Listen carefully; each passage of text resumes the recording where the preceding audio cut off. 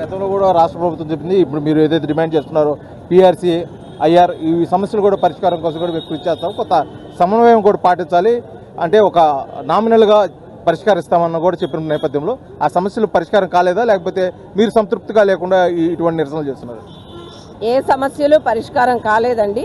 గతంలో ఉద్యమాలు చేసే సందర్భంలో 28-30 సమస్యలతో ఉద్యమాలు చేసేవాళ్ళు.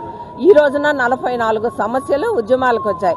మరి ఈ ప్రభుత్వం రాకముందు ప్రచారంలో చేస్తున్న సందర్భంలో వాళ్ళు ఏం చెప్పారు? మేము రాగానే మెరుగైన ఐఆర్సీ ఇస్తామన్నారు. అదేవిధంగా అసలు పిఆర్సీ కమిషన్ని ప్రభుత్వం ఏర్పడిన వెంటనే ఏర్పాటు చేస్తామన్నారు. మరి గత ప్రభుత్వం ఏమో రివర్స్ పిఆర్సీ ఇచ్చింది, ఉద్యోగ ఉపాధ్యాయులకు చాలా నష్టాన్ని కలగజేసింది.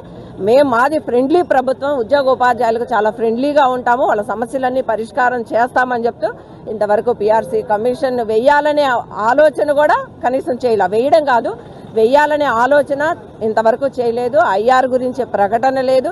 4 డిఏలు పెండింగ్లో ఉన్నాయి. పెద్ద ఎత్తున ఉద్యమం చేస్తే ఒక్క డిఏని పండుగ కానుకగా ఇవ్వడం జరిగింది. ఇంకా ఏదైనా వాళ్ళని ప్రశ్నిస్తే గత ప్రభుత్వానికి ఈ ప్రభుత్వానికి మధ్య తేడా ఏమీ లేదంటే వాళ్ళు ఒకటే సమాధానంగా చెప్తున్నారు, మేము 1వ తేదీ జీతాలు ఇస్తున్నాం కదా అని చెప్తున్నారు. అదేమన్నా కొత్తగా ఇస్తున్నారా? మేము నెల రోజులు కష్టపడితే ఆ నెల రోజులు కష్టపడిన జీతాన్ని వాళ్ళు 1వ తేదీన ఇవ్వడం కూడా చాలా పెద్ద ఉపకారంగా వాళ్ళు చెప్తా ఉన్నారు.